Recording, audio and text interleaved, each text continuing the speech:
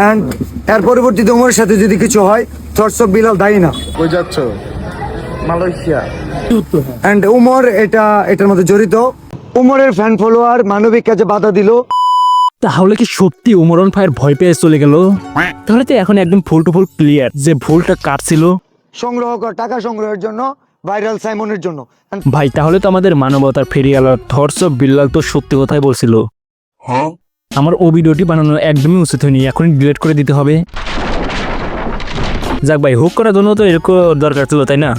এখন আমি বলে যাই, এখন আমি কিন্তু একদমই এক সাইড নিয়ে কথা বলবো। মানে যেটুকু শুধু মানুষকে উপকার করতেছে, মানে থটস অফ বিল্লাল ও নাকি একটি ছেলেকে উপকার করছে, এটুকু আমি সাইডে রেখে একদমই একতরফা এই দিকে আমি কথা বলবো, মানে ওমরের সাইড নিয়ে আমি কথা বলবো। প্রথমে আমি বলে নেই, থটস অফ বিল্লাল এমন একটি মাদার যে ভিউজের জন্য যে কোনো কিছু করতে পারে। হ্যাঁ, উমর ভাইয়ের ভালোবেসে 1 লক্ষ টাকা নিয়েছে, আর আমি তারে স্যালুট করতাম। জি ভাই, স্যালুট জানাই।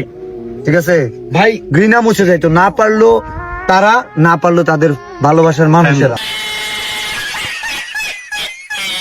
মানে ও পরিবারকে টেনে আনতেও একবারও দ্বিধাবোধ করবে না। মানে দেখুন, ফকিনের পোলা থেকে শুরু করে পরিবারকে টেনে আনা পর্যন্ত পোলা করেছে। কালকে হবে কি যে আমি আজকে পোলাপান ডাক দিয়া কালকে আমি হয়তো কোনো নতুন দল গঠন করব। তারপরে শুধু এইখানেই নয় কিন্তু, ও তারপরে গাড়ি উঠে কি বললো, এই উমর সাপরি বলছে তার নাকি বাড়ি নাই, এই ভিডিওটা কাট করে পাঠাইও, তার বাড়ি করার জন্য টাকা লাগলে আমি দিয়ে দিব। আরেক কিরপুলা তোর বাড়িটা কি? নিজের যোগ্যতা অনুযায়ী কথা বলতে শেখে বাদার। তো আরেকটি ওমর এখানে কি বলেছে একটু আমি আপনাদের প্লে করে শোনাচ্ছি। ঘুম থেকে উইটা ভাই একটু অফ করে দেন। ঘুম থেকে উইটা মানে আমি হুট করে দেখি কি, ঘুম থেকে উইটা আমি হুট করে দেখি মানে 24 ঘন্টা পরে নাকি আমি 64 জেলা থেকে বয়কট।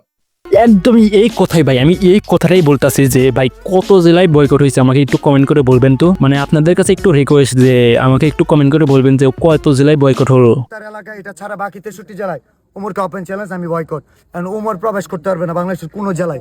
আচ্ছা, ওই এক জেলা বাকি রেখে কি লাভ? ওটাও তো তার বাপের এলাকায়, ওটুকুও বাদ দিয়ে দিতি। আবার কিছু ফকিন্নির পোড়া এই ভিডিওটি দেখে বলতাছে ওমর নাকি ভয় পেয়ে নাকি মালয়েশিয়া পালিয়ে গেছে। বাহ পারে মাদার, বাহ। গরুর মাথার জায়গায় যদি পুটকি থাকে আর পুটকির জায়গায় যদি মাথা থাকে, তাহলে তো তার শিষ্যরাও এরকম হবে। আরেকটি ভিডিও আমি প্লে করছি, ওমরের টিমের একটি মেম্বার সাজ্জাদ এখানে কি বলেছে আপনারা একটু শুনুন।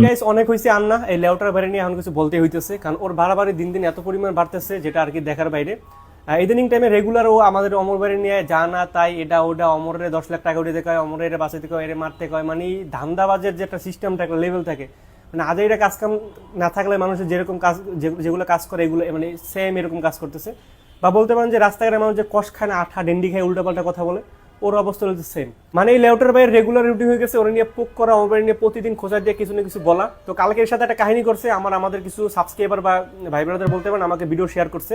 দেখুন এইখানে কিন্তু আমি এদের একদমই দোষ দেবো না, কারণ কন্ট্রোভার্সিটা এতে আগে শুরু করেছে, বরং পরে 36 ঘন্টা পরে কিন্তু এই রিপ্লাইটা দিয়েছে। 24 ঘন্টা পরে যদি আমি 64 জেলা বয়কট হয়ে যাই, এইটা আমি দেখছি মিনিমাম 36 ঘন্টা পরে আমি জানতে পারছি যে কি হয়েছে। 36 ঘন্টা পরে আমি জানতে পারছি যে কি হয়েছে। 24 ঘন্টা পরে আমি বয়কট হবো, 36 ঘন্টা পরে জানছি যে কি মানে কি হয়েছে। আমি যে বয়কট হবো আমি 36 ঘন্টা পরে জানছি। দেখুন এখন আমি মূল পয়েন্টে আসি। হ্যাঁ, আমি একটা ভিডিও দেখলাম যেখানে ও বলতেছে যে মানে ও কি বলতেছে, সাবস্ক্রাইবারদের যদি ভাই বলে তাহলে ভাইয়েরও তো কাজ যে সব টাকা ওই পরিশোধ করা। আচ্ছা আমি একটা কথা বলি, যে চোর আছে, হ্যাঁ তারাও কিন্তু মেসি, নেইমার, রোনালদোর ফ্যান। যদি সেই চোররা চুরি করে, তাহলে যার বাড়িতে চুরি হয়েছে সে কি মেসি নেইমারের কাছে গিয়ে বলবে যে তোর ফ্যান আমার বাসায় থেকে চুরি করেছে, সব টাকা এখন তোর দিতে হবে? মানে মাতে কি আছে আমি এটা বুঝি না। আচ্ছা তোরও তো কয়টা ফ্যান আছে যারা চুরি করে তোর বই কিনেছে, যারা চুরি করে তোর হুডি কিনেছে, যারা চুরি করে তোর গেঞ্জি কিনেছে। এখন কি যার বাসা থেকে চুরি করেছে, যার বাপ মার টাকা নিয়ে চুরি করেছে, তার বাপ মাকে এসে বলেছে যে তোর জন্য আমার ছেলে চুরি করে তোর কাছ থেকে বই কিনেছে, হুডি কিনেছে, দে এখন আমার টাকা ফেরত দে? ভাই মাথায় একদমই ঘুরিয়ে গেছে আমার এই কথা শুনে। মানে আমি আর কথা আমি বাড়াইতে চাইতেছি না। তো ফার্স্ট লং ভিডিও কেমন হলো অবশ্যই কিন্তু কমেন্টে জানাবেন, এন্ড নেক্সট টাইম একটু বেটার করার চেষ্টা করবো। আর এর পরেও যদি আরো কোনো ভিডিও বানাই তাহলে আমি অবশ্যই কিন্তু রিপ্লাই দেওয়ার জন্য আসি। তো ভিউজ হতে লাগবে তাই না? এন্ড চ্যানেলটাকে সাবস্ক্রাইব করে নেন ভাই। এত রাত করে ভিডিও বানাইতেছি, কালকে শুক্রবার আপলোড করতে হবে, এত কষ্ট করে আমি ভিডিও বানাইতেছি। তো চ্যানেলটাকে অবশ্যই সাবস্ক্রাইব করে দেবেন। এন্ড দেখা হচ্ছে নতুন কোনো ভিডিওতে। আল্লাহ হাফিজ।